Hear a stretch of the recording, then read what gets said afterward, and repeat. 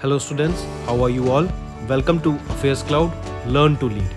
My name is Vikas Rana. So students, we have an app by the name Cloud which you can go and download through the Play Store for Android phones. Once you have downloaded and logged in with your Gmail ID, you will be transferred to your home page where you can see all the courses that are offered by us. Once you have purchased the course, you can see your courses in the My Course section.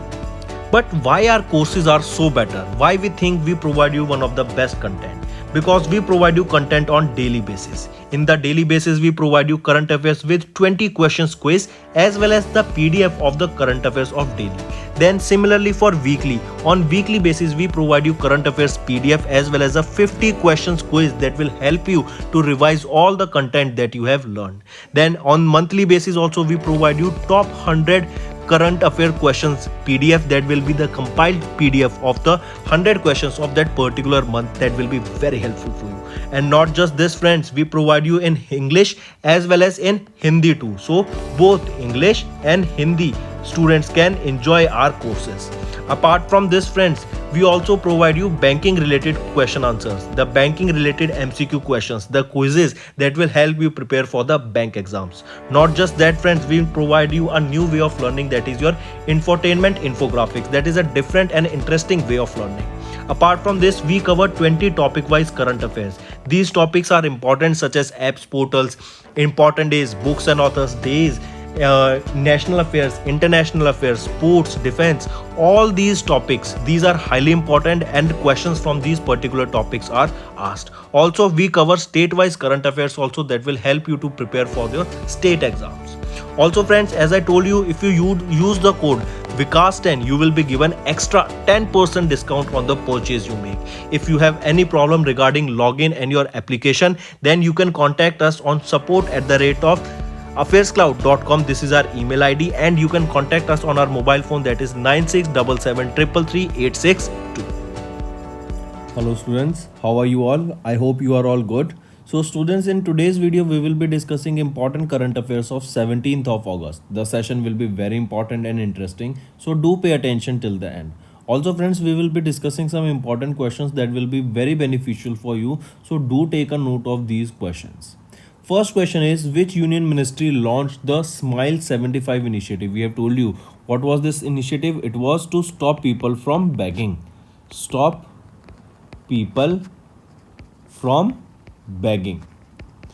This was your Smile 75 initiative. Alright, first this was launched for transgender people, and now recently to celebrate the 75 year of independence, Ministry of Social Justice and Empowerment launched this Smile scheme, that is support for marginalized individuals for livelihood and enterprise. This is the full form of Smile. So the correct option here becomes option B, Ministry of Social Justice and Empowerment.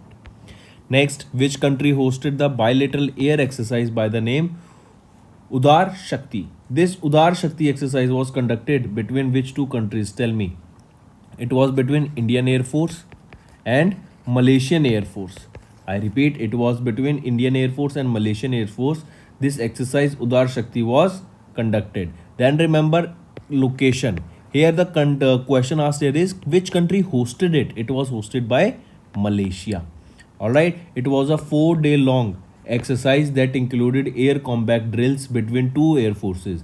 This was the first such bilateral air force displaying frontline Sukhoi 30. Alright. Next, what is the consumer price index based inflation recorded in July 2022? We did this news yesterday. It was 6.71% for the month of July. Alright, highly important. And in the month of June, what was it? It was 7.01%. So the correct option here is option C. Next, which union ministry recently organized the DST Startup Utsav? Alright, I repeat, this DST Startup Utsav was organized by Ministry of Science and Technology. Alright, Union Ministry of Science and Technology organized this DST Startup Utsav. As per the Union Minister of State of Science and Technology, there are currently 105 unicorns, out of which 49% of the startups are from Tier 2 and Tier 3 cities. The event included the release of exclusive books displaying 75 impactful incubated startups, 75 impactful startups supported by Nidhi Seed, and 75 impactful startups that are supported by Nidhi EIR. So just remember this. Next, Agastyamalai Elephant Reserve, which was notified recently, is located in which state? Remember this Agastyamalai Tiger Reserve. It is the fifth tiger reserve. Oh, sorry, it's the fifth elephant reserve of Tamil Nadu and 31st elephant reserve of India. So, where is this Agastyamalai Elephant Reserve located? It is located in the state of Tamil Nadu. Alright friends, these are important 5 questions friends that I want you all to remember. Now friends, let's move to the important news of today, that is of 17th of August. Just a minute friends, just a minute, we'll start in a second. Yes, let's start. First, yesterday we have discussed this news that friends, earlier there were 49 Ramsar sites. 5 Ramsar sites were added, the total became 54. Then 10 more sites were added, the total became 64. And now 11 more Ramsar sites has been included and now the total is 75. So in India there are now total of 75 Ramsar sites in India. Highly important. First of all, remember this. Alright. Here you can see all the new Ramsar sites, 11 sites that has been added.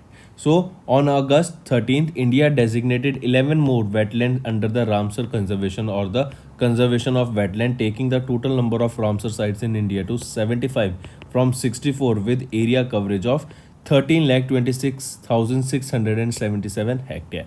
The 10 new sites included 4 sites in Tamil Nadu, 3 from Odisha, 2 from Jammu and Kashmir and 1 each from Madhya Pradesh and Maharashtra. Highly important. So the total number of sites are now 75 and you can remember it by the name that India has completed 75 years of independence. Alright, then remember wetlands in UP and Gujarat serve as the important space for migratory birds. Sundarban in West Bengal is the largest Ramsar site in India. Chilka Lake is the Asia's largest brackish water lagoon and the first Indian wetland of international importance under the Ramsar conversation. Also remember, Chilka Lake is the largest saltwater lake also. Then United Kingdom has 175, Mexico has 142 Ramsar sites, whereas Bolivia, Spain has the largest area with 1 crore 48 lakh 42,405 hectares under the convention protection. Alright, remember these data also friends.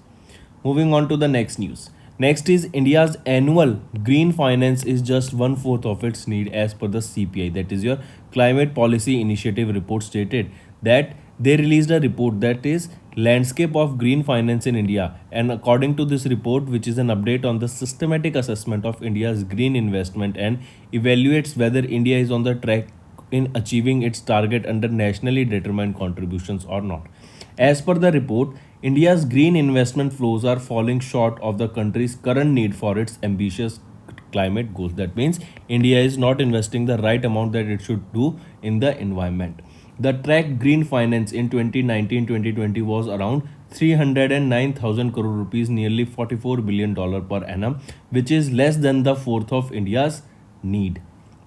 Alright, here the aim that you have to remember is it is to capture annual financial flows supporting emissions reductions or mitigations activities based on empirical data drawn from a wide range of primary and secondary sources. Highly important. Next is Asia. Asia's largest compressed biogas plant in Sangrur starts commercial production. I repeat, we are talking about Asia's largest compressed biogas plant in Sangrur, and it has recently started its commercial production. Where is Sangrur? Sangrur is located in Punjab. So where is the Asia's largest compressed biogas plant located, which has started its commercial production? It is in the Sangrur district of Punjab. It will have a total capacity of 33.23 ton CBG per day at village Bhuttal Kalan. The unit was commissioned in April 2022. Alright, coming back, the project is expected to attract private investments of around 1,200 crore rupees, not 12,000, 1,200 crore rupees, and generate employment for around 8,000 skilled and unskilled individuals. Then remember PEDA. PADA is your Punjab Energy Development Agency. They have also allocated 42 additional CBG projects. CBG is your compressed biogas, alright? Compressed biogas, remember, don't confuse it. So, PADA has allocated 42 additional compressed biogas projects with a total capacity of 492.58 tons per day based on the paddy straw and other agro residue that is left. What was done of this residue earlier? It was burnt. Alright, earlier it was burnt and it used to create huge amount of pollution for the nearby areas also. So coming back friends, remember where this Asia's largest commercial biogas plant has started their commercial production. It is in the Sangrur district of Punjab. And recently, what is the development agency there? That is PADA, that is Punjab Energy Development Agency, that has allocated 42 other CBG, that is your compressed biogas plant projects with a total capacity of 492.858 tons per day. Next here you can see it was PADA that has also allocated 42 additional CBG projects with a total capacity of 492.58 tons per day based on the paddy straw and other agro residue, that is agriculture residue. Moving on, important, mark this. Can you tell me where was the first steel slag rod made? It was in the Surat in Gujarat. Alright, so first steel slag rod was in Gujarat, Surat. Alright, now BRO, that is a border road organization, will be building their first steel slag rod on the border. I repeat, it is very important friends. You have to remember, India is the world's second largest steel producing country after China, and BRO is planning to construct their first of its kind pilot road stretch in Arunachal Pradesh border area using steel slag. The important thing here you have to remember is this project will resolve connectivity issue due to adverse terrain in Arunachal Pradesh, and this project is being initiated after the success of using 100% steel slag on a port connectivity road in Gujarat. And in Gujarat, where was it? It was at Surat. Alright, now will be the second steel slag rod for India, and the first steel slag rod that will be built by BRO in the border area in Arunachal Pradesh. It will be at Arunachal Pradesh, and it will be built by whom? It will be built by BRO, and it will be their first steel slag rod. Earlier the first steel slag rod was made at Surat, Gujarat. What will be the benefit of using these steel slag rod? It helps in enhancing the comprehensive strength of the concrete due to the tendency of slow increase in comprehensive strength. It increases the ratio between flexibility and compressive strength of concrete. The construction cost of the processed steel slag rod is 30% cheaper than the rod built from natural aggregates. Alright, these are some of the important uses of steel slag rod. So if we talk about BRO, where is the headquarters of BRO? It is in New Delhi. And who is the Director General of BRO? Lieutenant General Rajiv Chaudhary is the current Director General of BRO. Next we are talking about India. India ranked 4th with 24 firms in the Forbes Asia Best Under a Billion, ahead of China. I repeat, Best Under a Billion. So according to Forbes Asia's 200 Best Under a Billion, the rank of India was 4th. Highly important. Here you can see 24 Indian companies made the list, a decrease from 26 in 2021. So that means in the 2021 there were 26 companies listed, and now in 2022 only 24 companies are listed in the Forbes Asia's 200 Best Under a Billion. This placed India in the 4th place among Asian countries, one spot ahead of China, had 22 firms on the list. Then if we talk about it, Forbes Asia's 2022 edition of the best 200 mid-sized companies in the Asia Pacific region includes publicly listed companies with yearly revenue of less than $1 billion. The majority of publicly traded firms are located in Taiwan with 30, followed by Japan with 29, South Korea with 27. Next is we are talking about Yes Bank. Yes Bank has partnered with Seller application to facilitate the adoption of open network digital commerce. We know what is this open network digital commerce, that people can easily list their products and they can sell it to a very large audience. So remember, Yes Bank has partnered with Seller app, that is a seller centric intelligence platform, to encourage the seller segment of its client base to adopt open network digital commerce and to help in expanding their digital commerce footprint. ONDC is an Indian government initiative that is aiming at democratizing the entire e-commerce environment, and it also is a competitor to Walmart owned US based Flipkart, Amazon. As I told you, what is this platform? That easily you can sell the products, list the products, and you can sell them easily to a large audience. It is similar to a e-marketplace such as your Amazon and Flipkart. It is same like doing online shopping here. Alright, it is a e-marketplace. Then remember, this partnership will complement technology first ART, that is your alliance relationship and technology approach, that benefits the customer with better data insights and wider access to market by moving a platform centric model to open network model. As I told you, when you are listing products on such platforms, these platforms can easily be accessed by a large population. That means the audience for those, or the people who want to buy the products, becomes a large number of people for those particular sellers, and it will help those sellers. All right. So remember, it was your Yes Bank that has partnered with Seller app to facilitate the adoption of ONDC. Moving on, next, Karnataka Bank. Karnataka Bank has launched a new deposit scheme as a part of Azadi Ka Amrit Mahotsav. Currently, the bank is offering 5.5% interest on its FDs of less than 2 crore rupees to general public, and if this is for 2 years. All right, and if it is for more than 2 years, that is from 2 to 5 years, then the rate on FD becomes 5.65%. Rate on FD becomes 5.65%. All right, similarly, if it is more than 5 years, that is from 5 to 10 years, then the rate becomes 5.7%. All right, just remember this. Also, Karnataka Bank has introduced KBL Amrit Smridhi, a new term deposit scheme under Abhyuday Cash Certificate and fixed deposit for a tenure of 75 weeks, that is 525 days, in accordance with 75 years of India's independence as a part of Azadi Ka Amrit Mahotsav. This deposit scheme has an annual interest of up to 6.10%. Who is the MD and CEO of Karnataka Bank? Mahabaleshwara MS is the current MD and CEO.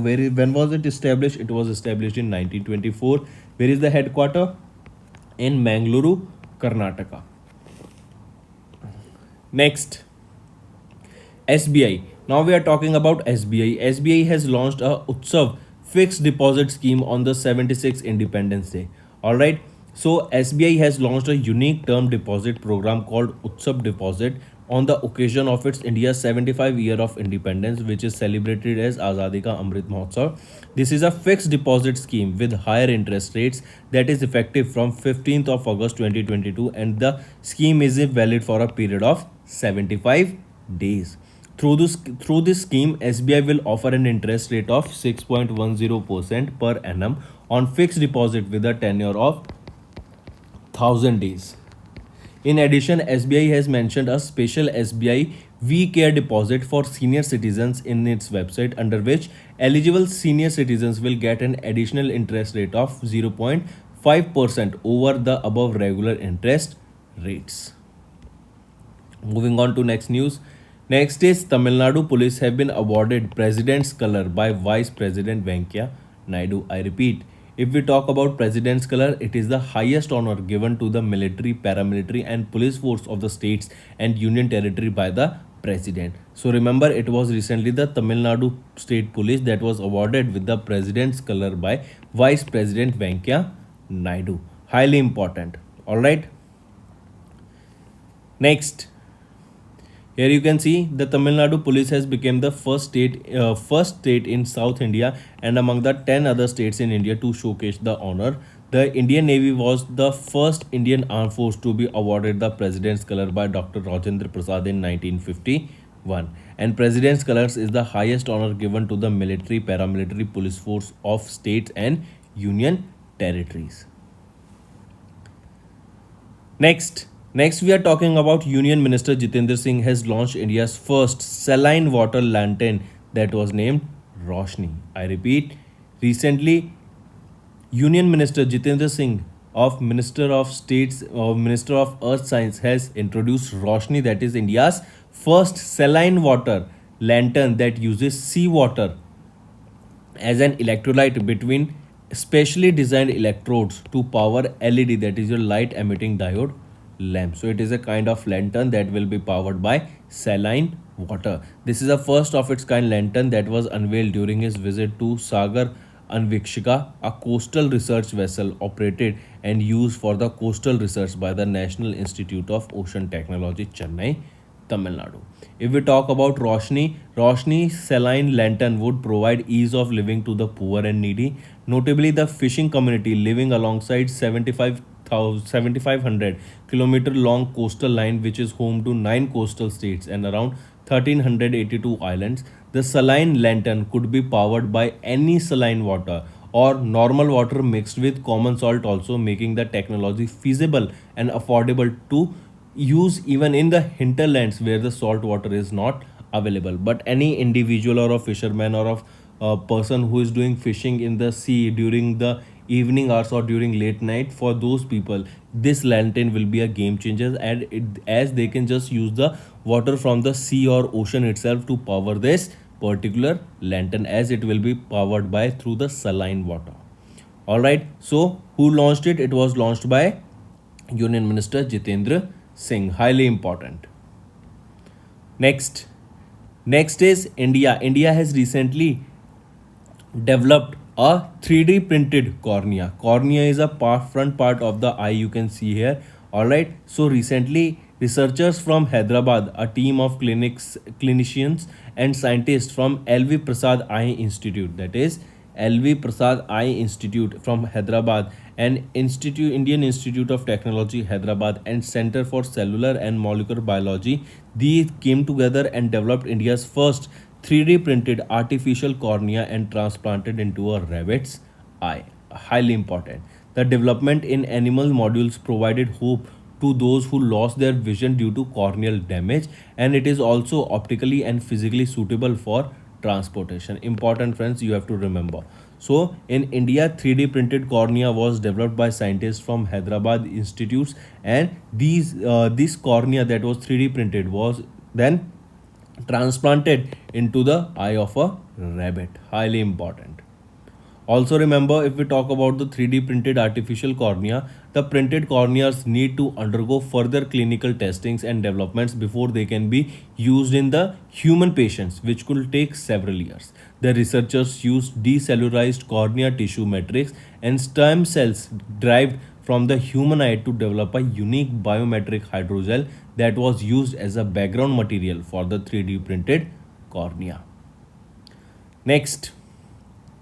Next is, as I told you yesterday, friends, that India might have been banned from FIFA of under 17 Women's World Cup that was going to be held in India in the year 2025. So India has now been banned by FIFA. That is, FIFA has stripped off under 17 Women's World Cup hosting rights from India. Even Indian team could not participate in even in any of the games. All right, and also not even the practice matches that are going to be held recently. Even India cannot participate in that. So the world governing body FIFA, that is International Federation of Association Football, has suspended all India Football Federation for undue influence from third parties, which constitutes a serious violation of the FIFA statutes. This is the first time that AIFF has been banned by FIFA in its 85-year history. What does this suspension mean? That means Indian national football team will not be able to play any international game, be it as junior or senior, across two genders that has been until the ban is removed, including the friendly match that is going to be held in Vietnam. India will not participate in the AFC Asian Cup of 2023 that will be held in Philippines, and the Indian clubs will not be allowed to participate in the AFC Women Club Championship, AFC Cup, and AFC Champions League competitions also. All right, highly important, friends. Next is Pablo Carreno Busta has won the Montreal First Masters 1000 title. I repeat, two-time Grand Slam semi-finalist and former world number 10 Pablo Carnero Busta of Spain has won the final of the 2022 National Bank Open tennis tournament that was held in Montreal, Canada. He is Pablo Carreno Busta. This is the hardcore tennis tournament played from August 8 to August 14 as a part of 2022 US Open series. It is his 7th ATP 2 title and first Montreal Masters 1000 victory. He became the first unseeded winner in the Canada in 2 decades. Alright, so you have to remember the name. He was from which country? He was from Spain and he has won the Montreal and it was his first Masters 100,000 title. That is Pablo Carreno Busta. Moving on, now if we talk about obituary, Rakesh Jhunjhunwala, named as India's Warren Buffett, he was also nicknamed as India's Warren Buffett, has recently passed away. He was also known by the name India's Big Bull Billionaire, Rakesh Jhunjhunwala, India's Warren Buffett. All these were names of Rakesh Jhunjhunwala sir only, and recently he passed away at the age of 62 years in Mumbai, Maharashtra due to sudden cardiac arrest. Alright, highly important friends. He was born in the year 1960 in Hyderabad, Andhra Pradesh. Alright, and now remember, he was a very famous stockbroker, or he was a very famous investor. He used to invest a large amount of money in various companies. Also, according to Forbes, he was the 36th richest man in India in 2021 and 438th richest man in the world in 2022. He is Rakesh Jhunjhunwala. Also remember, recently we discussed that Akasa airline that recently started their flights, and that first flight was from Mumbai to Ahmedabad on 7th of August. Rakesh Jhunjhunwala co-founded that Indian airline Akasa Air. So remember that also. He was also an investor in that particular airline. Next, Vladimir Putin. Vladimir Putin's biography, that is Putin, His Life and Times, authored by Philip Short. Recently, Vladimir Putin, we know he is the president of Russia and he started a war on Ukraine. So remember, his book will be very important, and this is his biography, that is Putin, His Life and Times. This book was authored by Philip Short. The book explores the legacy of Vladimir Putin, who has been president of Russia since 2000, and first person published in 2001 was an authorized biography of Putin. First person. This was the name of the first authorized biography of Putin, and this book was published in 2001. And now another biography, that is Vladimir Putin's biography, that is Putin, His Life and Times, has been authored by Philip Short. This book will be published by the Bodley Head, a non-fiction imprint of the Penguin Random House. Next is Purushottam Rupala has launched a culinary coffee table book, that is Fish and Seafood, a collection of 75 gourmet species and 75, so you can say it was a part of Azadi Ka Amrit Mahotsav. So what is the name of the book? Fish and Seafood, a collection of 75 gourmet recipes. This book was launched by Purushottam Rupala, who is the Union Minister for Ministry of Fisheries, Animal Husbandry and Dairying. Highly important, friends. Next, Sikkim's Chief Minister launched schemes for women's welfare on the 75th year of independence. So remember those schemes, those are important schemes. First scheme is your Sikkim Amma Shashaktikaran Yojana. I repeat, Sikkim Amma Shashaktikaran Yojana. Under this scheme, mother empowerment plans, all unemployed mothers in the state will receive 20,000 rupees annually, which will be deposited in their bank account so that they can feed their children and provide the necessary help whatever they require. I repeat, Sikkim Amma Shashaktikaran Yojana. Under this scheme, the mother empowerment will be done and all the unemployed mothers in the state will be receiving 20,000 rupees annually, which will be deposited in their bank account. Second scheme that you have to remember is that is of Chief Minister Vatsalya scheme. Under this scheme, an aid of 3 lakh rupees will be provided to childless women for in vitro fertilization treatment in 2 phases. That is of 1,50,000 for the first attempt of IVF treatment and 1,50,000 for the second attempt of IVF treatment. This is your mission or Chief Minister Vatsalya scheme, that the childless women will be provided 3 lakh rupees in 2 phases for IVF. All right. So what are the two schemes? That is Chief Minister Vatsalya scheme, and second was Sikkim Amma Shashktikaran Yojana. They both were launched by whom? They were both launched by the Chief Minister of Sikkim, friends. Highly important. Moving on, next is Karnataka's Chief Minister Basavaraj Bommai has launched new scheme on the sanitation, nutrition and farm labor. Highly important. What are they? Remember, on 15th of August, that was the 75th anniversary of India's independence, Karnataka's Chief Minister Basavaraj Bommai launched new scheme on sanitation, nutrition and schemes for well-being of farmers, laborers and soldiers. All right, under the scheme, remember, Karnataka government has invested in various schemes such as Raita Vidya Nidhi scheme in education field, also opening around 4,050 new Anganwadis that will benefit the number of children there. If we talk about the governor of Karnataka, Thar Chand Gehlot ji. If we talk about river that passes from Karnataka, they are Krishna river and Bhima river.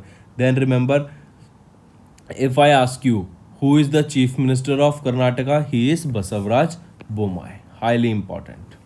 Next is Rajasthan government has approved an MOU with Satluj Jal Vidyut Nigam Limited for the development of 10,000 megawatt of renewable energy projects. I repeat, Government of Rajasthan has approved an MOU with Satluj Jal Vidyut Nigam Limited for the development of 10,000 megawatt of renewable energy projects. This project would require an investment of around 50,000 crore rupees in the next 5 to 7 years. This will bring about socio-economic growth in Rajasthan and open up numerous direct and indirect job opportunities for the people there.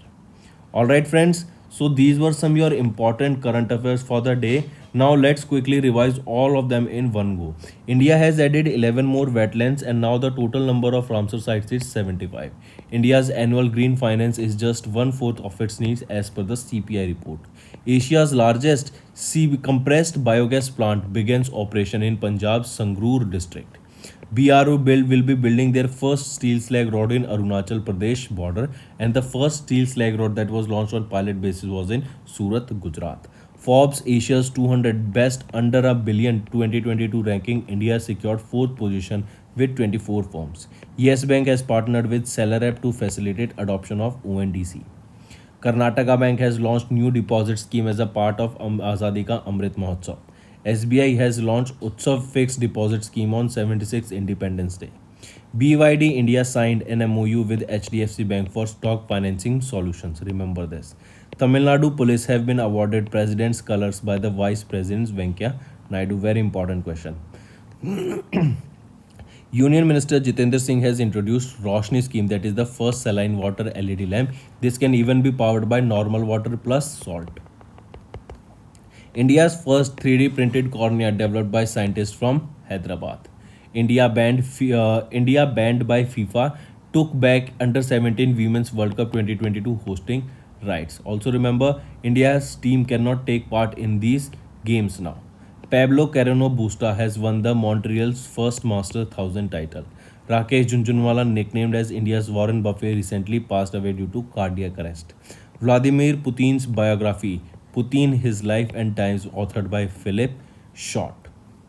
Next, Vladimir, we have seen this. Purushottam Rupala launched a culinary coffee table book, that is Fish and Seafood, a collection of 75 gourmet species. Sikkim's Chief Minister launched a new scheme for women's welfare on 75 year of independence. I-Day, that is Karnataka's Chief Minister, announces new schemes on sanitation, nutrition, from farm labor and soldiers' welfare. And the last is Rajasthan government has approved an MOU with SJVN for developing of renewable energy project that will be worth or generating around 10,000 megawatts of renewable energy. So that's all for the day, friends. Now it's time for your homework. First question, which institution regulates the digital lending activities in India?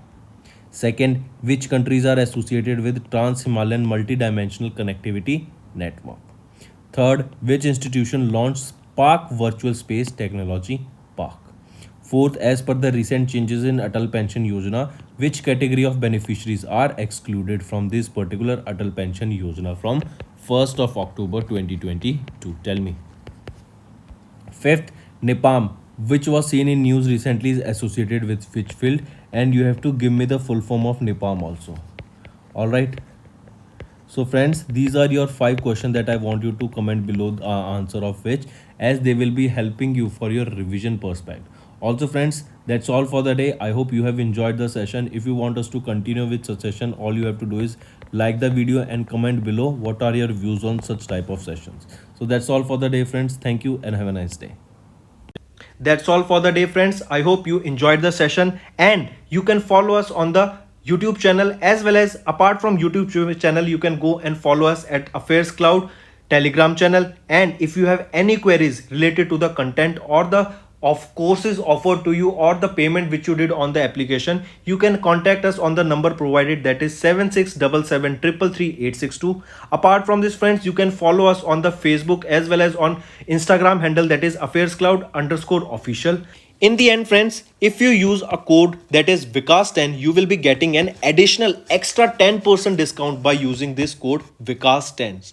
Also, if you have any problem regarding the course purchase, any problem regarding to our application, you can contact us on the mobile number, that is 9677333862. And if you want to mail us, you can also mail us on support@affairscloud.com, and I assure you that our representative from us will be contacting you soon and resolving your issue.